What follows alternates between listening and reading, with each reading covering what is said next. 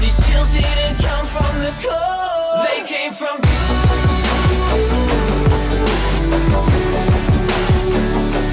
Z103.5, it's Pina. Special guests in the studio with me. So glad to have them too. Pat and Bucky from Down With Webster. What's up? Hey guys. How you doing? I am great. How are you? Great. Tired, but great. Yeah, thanks so much for stopping by because I know you guys have been really busy. You've been on tour across Canada. Yep. Can't stop, won't stop. It's our pleasure being here. Don't worry about it. And just arrived in Toronto today. Yes, hour ago about. Yeah. See, that's dedication, people.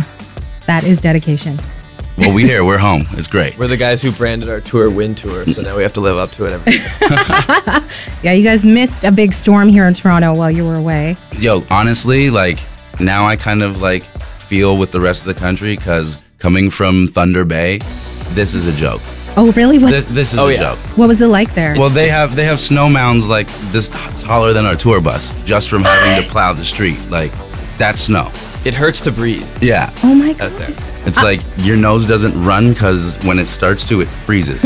And then you touch your nose and then it shatters. That's cool. I feel bad for complaining now. Wow.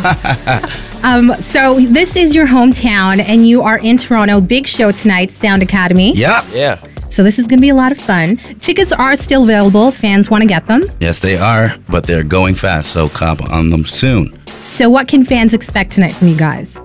This is a crazy show. This is the biggest production we've ever had in terms of visuals and new songs. It's crazy. All the fans seem to know all the words to the new album already, which is amazing. Yeah, because it's only been out for a week. Yeah. Exactly. That's actually nuts too. It's we're still kind of nervous about the songs, worried about missing parts, and now it's all I have to do is look the front row. Yeah. Mess up. I'll just follow along with what he's saying. Exactly. Oh no, I forgot my line. Just put the mic over the front row. So Ticketmaster.ca if you want to get those tickets. Congrats on the new album. Thank you. Party Thank you for so Your much. Life. Yeah. Woo. Had a great debut, didn't it? Yes, it did. Actually, we got #1 on iTunes for the first time ever. That's And awesome. Thanks to everybody who helped us do that. It was awesome. Did you guys have a chance to celebrate that at all? Oh, yeah, we celebrated pretty hard. It all coincided. Cam's birthday, the beginning of tour, the release of the album, and it hitting #1 all happened within about a 3-day period. And that was a 3-day period of greatness. Good times. We just celebrated on stage every night, though, I think. Uh-oh. Oh, is that your phone? See, Siri's even celebrating. It's on silent. What is she Somehow saying? She's saying she didn't get the message. Oh, okay. And I used the FaceTime. Whoops. Interrupted by Siri. Pretty amazing. So this album, let's talk about it. She just won't shut up, will she? She's gotten that pipe down, I promise. No, yes, let's talk about it. Yeah, tell me about the album. Is it different from your previous two? How is it different? Well, it's a very collaborative album. Yeah. Everybody had their say on this album, which was awesome. and more than just ourselves too. It was the first time we ever actually branched out and worked with other producers and in other studios. Our past albums, we've always kind of kept it really, close to home. Besides working with, Boy Wonder on the last one, it was pretty much just us and our home producer James Robertson. But this album, we got a chance to work with a bunch of different artists and producers. So it was a definitely different approach to how we've done our other albums. Yeah, didn't you guys do this one in LA or part of it in LA? We did a lot of it in LA, and then it's funny, we came back, and during the time we wound up kind of all going to our various home studios and then writing songs kind of off the album. And then we're like, well, wait, now we've got all these other songs, because we learned a lot from writing with people and from working with different producers. So a lot of times you're in a big studio somewhere in LA, and then you get home and you feel like, oh wow, I learned all this stuff this summer. I want to try it out myself. And then you wind up that's how Party for Your Life came about. And then we did Chills and Feel So Alive, and all these songs just kind of came almost when we came back from LA, which is cool. I'm curious because there's so many of you. How does it work? I mean, do a certain number of you write the lyrics, a certain number do the music, or do you just all do it and all put forth your ideas? Yeah, I mean, it's all at the end of the day super collaborative. I mean, how songs start are completely like different. Like I wish we had that part down, but yeah. Every song kind of just comes, you know, it's someone's brainchild or someone has an idea. Or something just happens in the room and, you know, 3 people are there and it turns into something, and it's just like they all start from different places, but at the end of the day, we all have to sit down together and be like, yes, this is something we like, love, and want to put out together as a band. So can I ask about Chills? Because I absolutely love the new single, and it's so different because I'm so used to hearing such upbeat stuff from you guys, you know, like party anthems, and then Chills is just a bit more, it's softer. I was saying the other day, the album's called Party for Your Life, and there's many hours in a day in which to party, and, you know, love is a big part of life, so why not write about that as well? There's a couple other love songs on the record, Everybody's Angels. So, I don't know, we didn't want to just make it a straight 4-on-the-floor party album the whole way through, and Chills wound up being a song just everyone that heard it was just instantly like, what is that? That sounds different, that's awesome. Yeah. I love it. It's actually our artist spotlight of the month. Oh, wow. Well, you guys are, and that's the song. That's amazing. Yeah. Cool. Yay. Yay! Soft clap. Soft clap. We do it now. Yeah. Soft clap. Do you like guys that ever get respectful golf nervous clap. when you're about to release a new single just to see how it might be received? Yes. And Yeah, I mean, it's more of like an excitement than nervousness, you know? It's like, again, with having the 6 of us, it's kind of like the best filter ever. Like, if all 6 of us are hyped on something, then we're pretty sure it's going to be, you know, good. So, yeah, you're nervous, but at the same time, it's not like, oh my God. It's more like, oh my God, it's about to come out. Like, Yeah. And we're also lucky in that we've had the kind of fan base that has sort of been with us through everything. And so, like, you know, if we put out a song and it didn't do well at radio, we've been playing packed shows now for like 7 or 8 years in Canada. So thank you to everyone who comes to our shows repeatedly. That's really where it's at for us. Yeah, you have very passionate fans. That's one thing I've discovered over the last few days.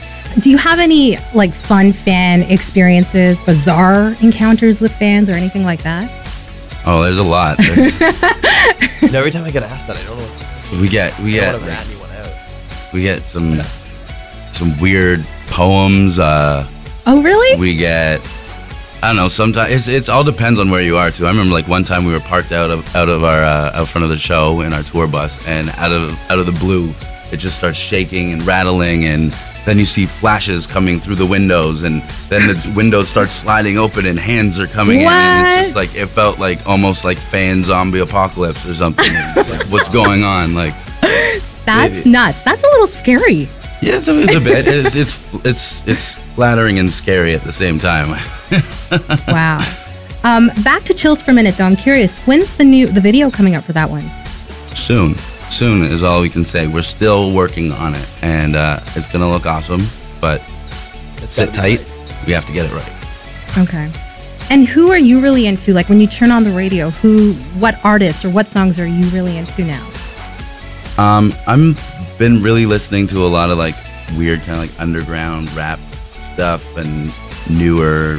I don't know. Cam's iPod first and foremost is filled with the most obscure like weird like, you know, Swedish rap and stuff like that. But Really? I don't know. A cool guy I'm really listening to now, Action Bronson, is this MC that I'm really liking now. So I don't know if anyone else into that. Check him out. Yeah, Malin knows them. Yeah, word. Pat, anything to add? I'm normally a rock guy, but on this tour, I've been listening to the mixtape by our friend Sunreal, who's opening up the show tonight. Word. Shout out to Sunreal. Like, amazing. And I love it. It's awesome. And once you've wrapped up this tour, what's next for you guys? I think we're gonna plans? start going down to the States and gonna start playing some, spring break type shows for all the college kids down there, and start pumping the album down there. But besides that, we're just gonna be touring. All right, excellent. And I noticed one thing is that a lot of you guys have like these nicknames, like Diggy and Marty and Bucky. Can I have a Down With Webster nickname? Yeah, definitely. Hold on, wait for it. Come on. Bucky's the one who gives everything. Yeah. All right, It has to- perfect. it has to come. Help out here. I feel special. Make it good.